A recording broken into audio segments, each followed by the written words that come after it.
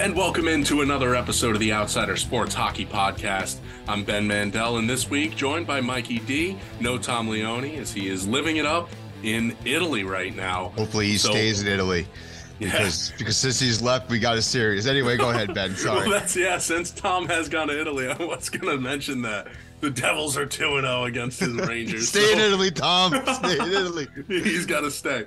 But we are going to jump right into it, and we will get to the Devils and Rangers. Obviously, the two Devils fans here, we're going to talk about the Devils, especially after the last two games. But let's start with the other series going on right here in our backyards, the New York Islanders and Carolina Hurricanes. As it stands right now, as we're recording this Wednesday night, this series is 3-2 in favor of Carolina.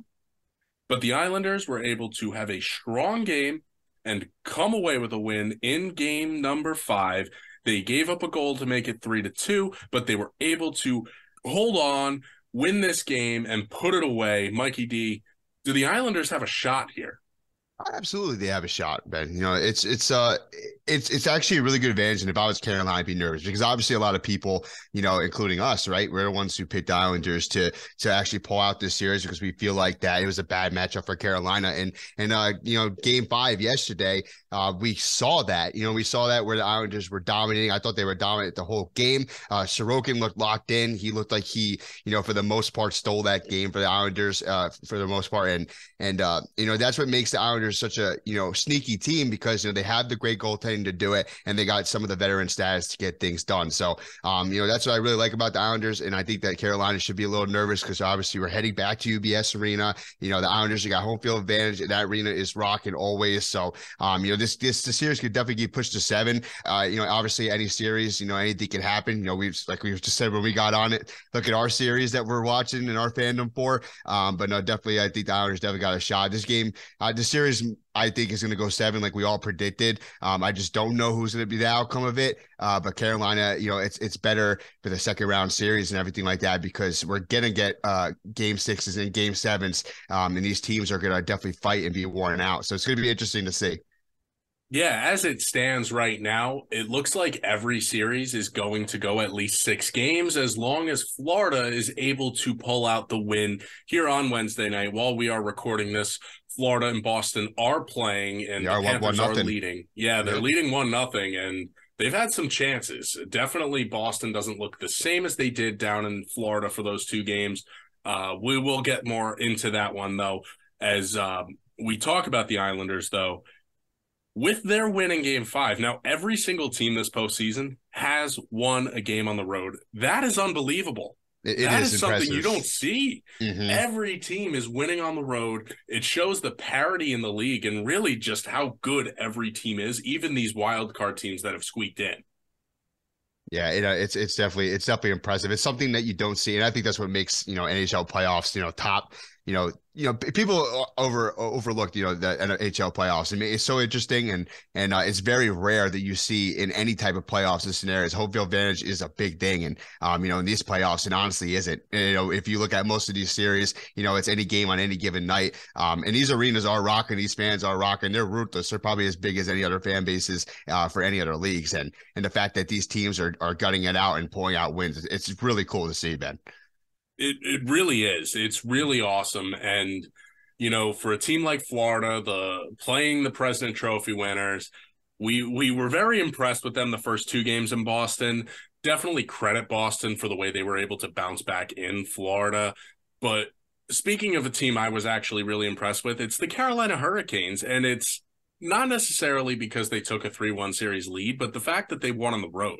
This has been the biggest criticism for them. Now, fair enough. They don't have to win another game on the road in this series, but if you push it to 7 and you let the Islanders win 2 in a row, all of a sudden the momentum's on their side. So definitely thinking that Carolina is going to want to have to put this away in 6 games here. Yeah, I feel like they kind of have to, right, Ben? Because, like, you see with all the injuries that they're dealing with, too. I mean, you know, they came into the playoffs with one of the biggest injuries, you know, the league that has had all season, and it's Svechnikov going down. And now they got even more injuries going on during this playoff series. So I feel like it's obviously it's not a must win because they got another game to afford, but it's like not a must lose, if that makes sense. Like, I don't know how to explain it, but No, I yeah, completely get it. yeah, They need the rest. They need to rest. They need to be able to, see who they're playing, sit down, get ready for a next round. You saw how crucial it was for Carolina to, play those 7 games and then have to go play the Rangers for 7, especially the Islanders. This is a team that's going to beat you up. I think that series is actually going to put both of those teams as more beat up than their opponent in the next round between the Devils and Rangers, even though that's been a very physical series. It's just yeah, I the way agree. Carolina and the Islanders play. Now, we're going to shift over to the next series, and it's out west, the Winnipeg Jets and Vegas Golden Knights. Now, Vegas has been taking care of business, but Winnipeg, they were able to steal that first game. Mikey D, what are your thoughts on Winnipeg? I know it's one of those series that Vegas should just roll through, Mm-hmm. but they aren't necessarily doing it. I know they have a 3-1 series lead. Do they finish it up in 5, or is this another series that goes 6? I think it's definitely another series that goes 6. I think that Winnipeg is they'll continue the trend. Obviously, I'm pretty sure it goes back to Vegas, right? Or am I wrong? I think it does. Yes, this Yeah, game 5 will be in Vegas. yeah, this game 5 will be in Vegas. I think they'll continue the trend and pull out a gritty win on the road. I mean, they got talent to do it. They got Connor Helly, like we all know it, who was amazing all season, and he's got to find one of those games to pull through. And I feel like what Sorokin did for the Islanders last game, to force to get a game 6, I think that he's going to do it in this situation here. Obviously Vegas is the better team. We all have them, going on top of Winnipeg, but Winnipeg is just one of those gritty teams. They're not going to give up easily, obviously, right, Ben? So I think they definitely pull it out. I could definitely see this series at least going 6. I think I got Winnipeg winning this next game on the road. Yeah, I actually took Winnipeg to push this to 7, and that was mostly because I just didn't trust Vegas's goaltending situation. I will say I do think that Vegas is going to take care of business, and I think that Winnipeg had all of the wind taken out of their sails in that game 3 loss at home. The Winnipeg whiteout, to lose both of those games This is is big. really hard to then turn around and go on the road. Now, to your point, though, Connor Hellebuck is the best goaltender in the West. He is. So when Mm-hmm. he's out there, they have a chance. Same with Sorokin for the Islanders. Went on the road, stood on his head, got them a win. I think Hellebuck can do that. I'm just not so sure he will. Now, we're going to go back east, and we're going to talk about the series we were just kind of hinting at, and that's Florida and Boston. As we said, first period wrapping up there with Florida leading the Bruins 1-0. The Bruins have a 3-1 series lead, but taking tonight's first period aside so far, let's kind of hone in on what exactly Boston did down in Florida, because they learned they were going to be without Patrice Bergeron, but they still went down to Florida and not only took care of business, but they did it very handedly as well. They Yes, dominated. yes, they did. It wasn't even close, Ben. I mean, it just like you could definitely see the veteran status stepping up in this series, and Boston proving that they are the best team that we've ever seen in the modern day era, right? They went on the road. Obviously, Florida made it interesting. They tied the series in Boston. They got 2 games at home. It seems like the momentum was shifting. Nah, no, it wasn't.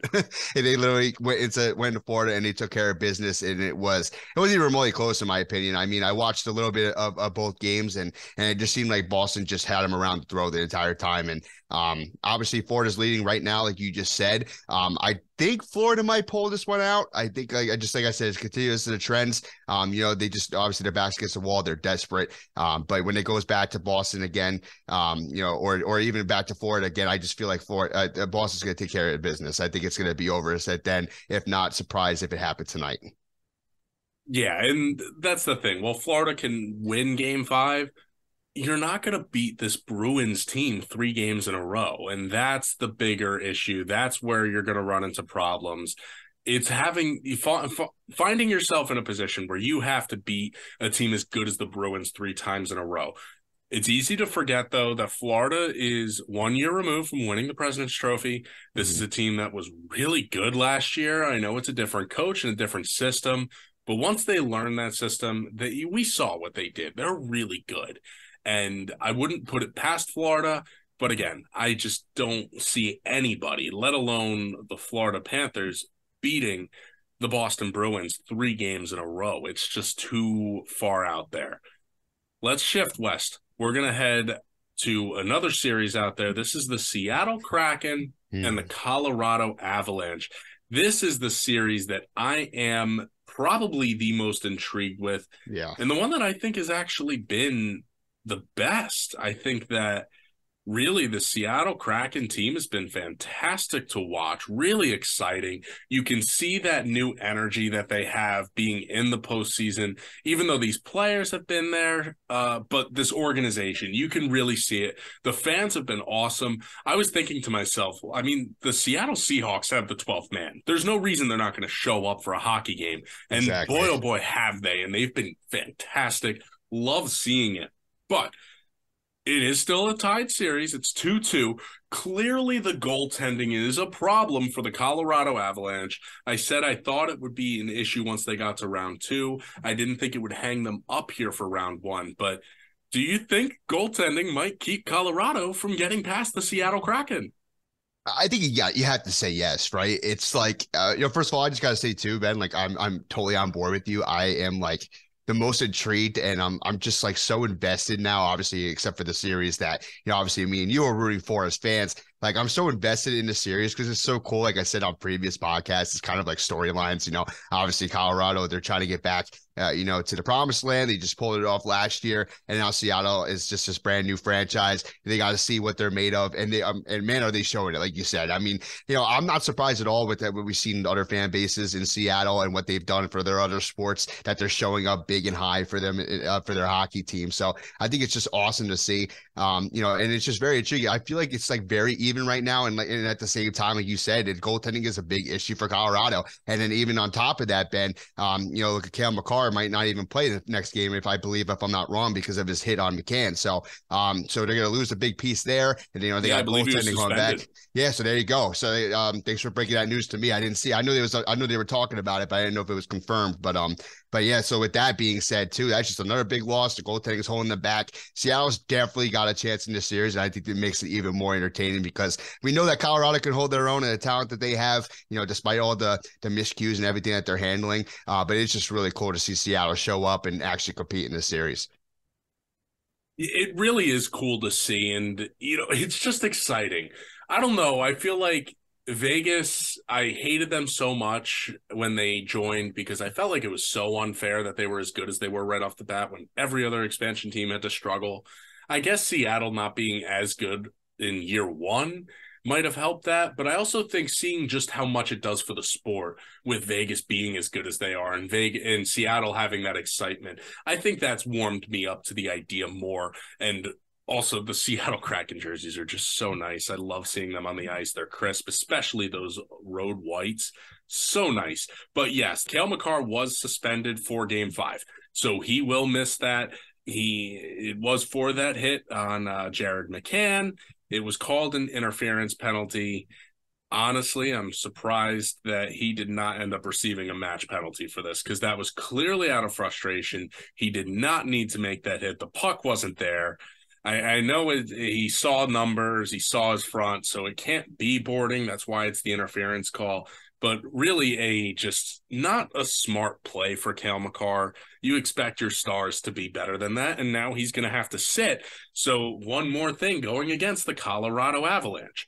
But again, nothing this team hasn't faced before. They've faced nothing but adversity since winning that Stanley Cup last year. So I'm not putting Colorado out of it just yet, but the goaltending is a huge, huge problem for me, and I don't see them getting much further than this round if it doesn't improve. And not like I expect it to make a vast improvement, but we saw in New Jersey one little goaltending change, and the young kid Akira Schmid can come out there and win you some hockey games.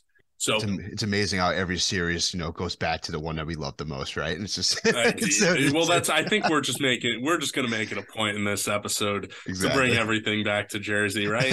So we are going to head back east, and we're going to go to maybe the series that's the most talked about, and it's because it's Toronto versus Tampa Bay. The Tampa Bay Lightning went out and stunned Toronto. Last time we talked, we were saying, oh, Toronto going to Toronto. Now, to defend us, we did say the series is clearly not over. We expected Toronto to respond in Game 2, and they did exactly that. Now, not only did they respond in game 2, but they came back and scored in the final minute to send game 3 to overtime and then win. And then down 4-1 in the last 11 minutes of regulation, they're able to tie the game up and then win it in overtime again. Andrei Vasilevsky has been just peppered with shots, tons of traffic in front. This Toronto team is pretty much saying, we know you have Andrei Vasilevsky, but we don't care. We have tons of talent, and we are going to will the puck past you. No, 100%, Ben.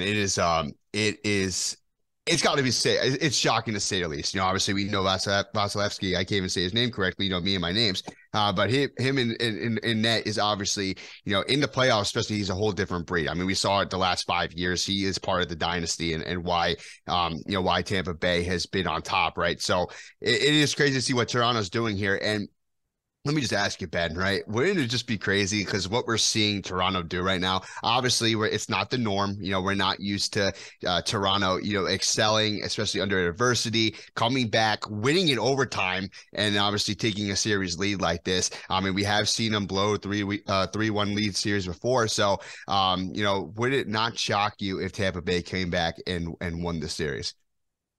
It would not surprise me one bit, because as much as we said that game 1 loss for Toronto was Toronto, blowing 3-1 leads is Toronto. And it's just what Toronto does all the time. They end up blowing leads in games, blowing series leads. Now, again, the thing with Toronto is this is the most talented group that they have put out there. You have to believe that they're going to go out there and get this done. They have to be able to win one of the next 3 games, if not game 5 at home. If you're coming home for game 5 after winning 2 on the road and you're the Toronto Maple Leafs, you got to just take care of business. Put the fork in the Tampa Bay Lightning when you can. I was going to say, Ben, do you believe too, because this is honestly what I believe, do you feel like it's crazy to think that at game 5, when you're up 3-1 in the series, do you think this is a must win for Toronto? Because I do. Because obviously if Tampa pulls out a win on the road, it goes back to Tampa again, obviously, as you see, and then the pressure is on. So I just think, especially when we know Toronto's history and everything like that, because it's not a myth for how long that has been. Do you think this game is a must win in game 5? No. And the reason why is because I think that if you are Toronto, you need to not put any pressure on yourselves, if possible. Least amount of pressure. You have 3 games to go get 1. That's how you have to look at it. Don't look at it as must win, but look at it as, let's go out there, finish it, take care of business, and get ready for Boston. Because that's really the MO. That's what you're going to end up playing. I know Boston hasn't got past Florida yet, and I know Toronto still hasn't got past Tampa, but go out there, just get 1 more win, and on to the next one. You can't go in here and say to yourself, we have to take care of business at home. We can't let Tampa get any more life, because once you start thinking like that, that's when Toronto's going to walk into their mistakes. That's when they're going to end up squeezing the sticks a little bit tighter and missing the net. I think that if you are the Toronto Maple Leafs and you're a coach there, if you're a fan, if you're a part of management, the biggest thing you need to do and say to these guys is, we're good. We're in good shape. Let's just keep it going. You want to know how I know Toronto is, kind of like they know that they got this series in hand and things are different. Michael Bunting's suspension was obviously concluded, after last game. And now they don't even think they're going to play him next game. Like, why wouldn't you want Michael Bunting in the lineup, to get things done right away? I think it's kind of like a discipline thing. Like, you got the suspension. I think it's kind of gray on the coaching part, because it's like, oh, if you want to be part of this lineup, you got to earn it again. They feel like they're going to take care of business, and there's going to be games in the future for Bunting to come back. So I kind of like that, because I feel like that's different, especially, if they felt like their backs were against the wall despite being up 3-1 because of their history, they know that they're going to get things done, and they're trying to discipline their players on the way of doing that too. Yeah, and I think the big thing there is not overreacting, not sacrificing, discipline and that part of the game and that part of your organization for a game 5 in a playoff game, not sacrificing your morals, not sacrificing your principles. And Toronto, I think really the big thing with this decision is the fact that they've gone out there and won games without Michael Bunting. So why do you need him in there if he's just going to take stupid penalties? I think that's where Sheldon Keefe's thinking is going to be. I do agree. I think Bunting will draw back into the lineup sooner than later. All it's going to take is one bad game for Toronto, and Michael Bunting will be right back in there. But let's go on. Next series as we head to the West once again for Los Angeles versus Edmonton. Now, you want to talk about a series of just a tale of like four teams? It's this series. Which team for Los Angeles shows up? Which team for Edmonton shows up? For Edmonton, it's period by period. For Los Angeles, they're a little bit more consistent, but they were atrocious after the first period in game number 4. And I mean, this is a team that fell apart in game 2. They were not able to put it together to complete game number 4 and end up taking a 3-1 series lead over Edmonton. Instead, the Oilers go out. They have just been awesome. Connor McDavid, Leon Draisaitl elevating their game to new heights. It's what you expect and what you want to see out of the Edmonton Oilers.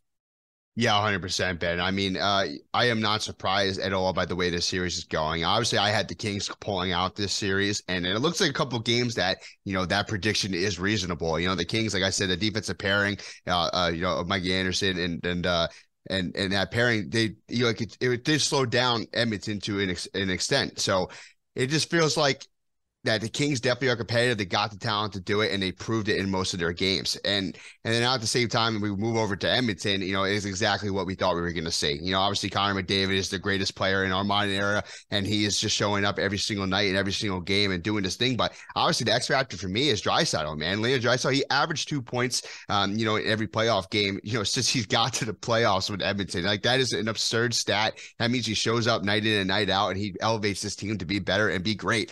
So I think obviously, I had the Kings to pull out this series and win. And I still think that they can obviously compete to do so. But, the way that Edmonton has played, especially the last 2 games, I feel like they're finally clicking it and starting to show it and put it together. I think Edmonton is going to pull out this game. And I think they're going to finish business on the road and get it done.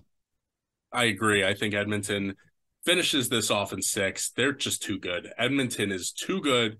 Connor McDavid, Leon Draisaitl, they're disgusting. And the talent around them is no slouch either.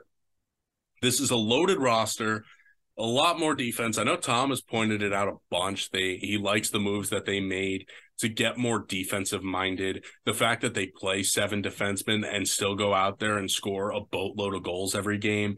This is a really, really good Edmonton team. In that game 5, I believe it was 5 goals scored in the first period. It was 3-2 Edmonton after the first period. They ended up winning the game 6-3. So once again, Los Angeles just not showing up after the first period. And really, they didn't show up for much of that first period either. But a couple mistakes for Edmonton were able to keep the Kings in the game for the time being. Eventually, Korpisalo was pulled for Phoenix Copley as he earned his spot and earned some minutes in the postseason. So good on him, but it does look like Edmonton's going to finish that one off. Now, we're going to stay in the West here because we'll finish things off with our favorite series. Dallas, Minnesota, the Stars. Mikey, I'm just going to let you run with this because you've been on the Stars longer than any of us. I was saying before the playoffs started, I thought they were the most complete team. But Mikey D, tell us what you think about your Dallas Stars. Yeah, put some respect on my name. No, I'm just joking, obviously. It is just this team, like you said, they're probably the most complete team, that you could argue, especially in the West. So it is very intriguing, and it's very awesome to see, especially the last game that they put together, Jake Ottinger, and then obviously, how well he played in game 5. They just shut out Minnesota, and Minnesota, like I told you right before we got on here, I feel like if they had a different matchup, they obviously would compete in the series, would be a lot better, for the talent that they have and everything like that. I feel like Minnesota especially had their chances in the first 2 games, and obviously they competed and they made the series tied at one point. But at the same time, Dallas is just too much to handle. They got too much star power, and we saw it last game. And, obviously Dallas is got that 3-2 lead now. And obviously, going into game 6, they're going to get things done. I think it's over from here. I think Minnesota gave it their best shot, but Dallas is just one of those teams that's way too talented. Despite how good everyone knows they are, I feel like they are kind of a dark horse to an extent for the West because, like you said before, Ben, like, obviously I was high on them, but not everybody was high on them, so I just feel like they're kind of like a dark horse in that West, and they are going to go on a run, and it starts here, and it proved how dominant they were just last game, and they'll get this series done the next game in game 6. Yeah, I think that Dallas, they have the goaltending. Ottinger was able to pitch the shutout the other night. They have the offense. They have the defense. What's there not to like? Now, I do want to touch on Minnesota because I feel like for the Wild, it's easy to write them off, but they've had some really good games in this series. Yeah, no, 100%. Like they definitely compete, and like I said, they definitely got that star power. And I know that when Tom's not here, but you know how much he loved Minnesota and how much talent they put on the ice, and they do. They had a lot of legacy games for a lot of their talented players in those first 2 games. And it shows, and it's just they just need their stars to be consistent, but that's hard in the playoffs. It's just you need the same guys to show up every night. I mean, the only team that we've really seen do that in this playoffs so far is obviously has been Edmonton. Where their stars show up literally every single night. It's a full team effort, and Minnesota, besides a couple of their stars, don't have those kind of guys, especially like Dallas does. To get it done outside of their stars in that star room. So, I definitely got to give my props to Minnesota. They definitely can still compete for the series. I could completely be wrong, but I just feel like Dallas is like a juggernaut right now in this series alone. And I think it's going to end next game. Yeah, I think that Dallas, the big thing with them is they're just the better team. Not to say anything against Minnesota. They're a strong club. Tough matchup in the first round. And, it's one of those things that happens. I don't think it's out of the question for Minnesota to come back because I think they have the talent offensively to do so. The problem is they just have to put it together, and we haven't seen it. It hasn't been consistent. It's been for spurts, and really the games that they have won in this series have been low-scoring games where they've gone out and won the defensive battle. Minnesota can do it. It just doesn't seem very likely. Now, on to the last series to discuss. Devils and Rangers. The Devils went down 2-0 after losing both games at home at the Rock. They go into the Garden and take 2 from the Rangers. Now, the Rangers spanked the Devils the first 2 games. I believe both were 5-1 finals. Then they turn around, go to MSG, win 2-1 in overtime, and then 3-1. Talk about a complete script flip. Mike, what are your thoughts on games 3 and 4 versus games 1 and 2? And how has your feeling as a Devils fan changed? I mean, obviously it's changed. It kind of sucks, Ben, to an extent. I'm going to just be honest with you because, after game 1 and 2, it's like, you know what, the Devils, maybe they're just not ready. It felt like the series was over. I'm going to be honest. I thought this series was just going to go 4 or 5 games after what I saw the first 2 games. Like that's how one-sided it was and how dominant the Rangers looked. They just, experience, told the tale. Like, they definitely looked like the better team by far, even though we saw in the regular season, the Devils competed, but regular season doesn't matter in the playoffs. Once you get to playoffs, it's a whole different world. It's a whole different game. So, it just looked like the Devils were not ready, but man, Lindy saw some changes had to be made, and in games 3 and 4, and God had made it different. Kier Schmid is literally younger than us, Ben, by a couple of years, and man, does that guy look composed in net. It is crazy. Obviously Vitek Vanacek, he was our guy for the majority of the year, but Schmid has came in big moments and big games in the regular season, and he has showed up in net. And obviously, Lindy, thought it was time to make a change, and the change was correct. Schmid looked so composed, especially to go in an arena where the Rangers were 8-2 last season in the postseason, and has the most experience, has one of the best, I don't know about the best, but obviously has one of the loudest and craziest fan bases to deal with in the greatest arena in the world. It literally was crazy by Schmid to be composed like that, and he was fantastic. And the Devils turned around their game plan. Obviously, the game plan in game 2 where Brendan Smith had to come in. I didn't understand why Lindy did that, where they scratched Siegenthaler, who was their number 1 graded defensive guy in game 1, and in game 2 they honestly underperformed worse than they did in game 1, despite the same scores. But that was just a weird move. And then game 3 and 4 he decided to scratch Smith, and then put the Singadar back in. And obviously, we saw how great of a game Singadar had in Game 4. And then one of the biggest moves was Miles Wood. Obviously, I love Miles Wood, and if the Devils were to do anything, obviously, and make it, and he has a chance to hold the cup, I'd be very happy for him. He's been a part of this team for a long time. But at the same time, this year it just hasn't been his year. And putting Lazar in and his experience has been, another tale, another story tale when it comes to, he just looked so much, I was telling the other Devil fans too, that I'm friends with, that it looked wild that Lazar looked more comfortable and has been on the team longer than Miles Wood has this year. I don't know if you want to agree with me, Ben, but yeah, obviously, like I'm rambling on, but it obviously has been two different teams that have showed up for the Devils in games 1 and 2 and games 3 and 4. And obviously it's awesome to see. We finally have a series that we deserve to see. And it's not just a runaway by one of the teams. Yeah, I actually believe that Curtis Lazar, I know Akira Schmid has been a huge impact and he's going to get a lot of the talk. I think Lazar has actually had the biggest impact because of what he's been on the penalty kill and his veteran presence. This is a guy who's gone out and played in a number of playoff games. He has playoff experience. He has more of a scoring touch, and nothing against Miles Wood. But Lazar, the toughness is a bigger part of his game. He knows how to do it more than Miles Wood. Miles Wood has been a grinder, forced to be the tough guy on a team full of small, fast guys. Now you bring Lazar in, you add that edge. I believe the Devils out-hit the Rangers in games 3 and 4, and it's shocking to see the Devils go out there and win the physical game, and that's what they did and won in games 3 and 4. Now, I think the biggest change and difference in the Devils game has been their ability to slow the Rangers down, believe it or not, in transition. It's been the Rangers transition game in games 1 and 2 that was giving the Devils fits. The Devils were able to slow them down, but here's where I'm uneasy as a Devils fan. Let's be honest with ourselves here, Mike. We can feel as good as we want about this series. If the Rangers don't miss on half of empty nets that they missed in games 3 and 4, the series is over. Yeah, they've had 100%. Plenty of empty nets to hit. Their top guys, Mika Zibanejad and Artemi Panarin, have still yet to really get going. I know Fox had the 6 assists through the first 2 games, but he didn't really do much the last 2 games. And really, when Adam Fox isn't on the ice, that's when this Rangers transition game has been taking a hit. Fox is the key for the Devils to stop, keep holding him down, and again, keep trying to put the pressure on.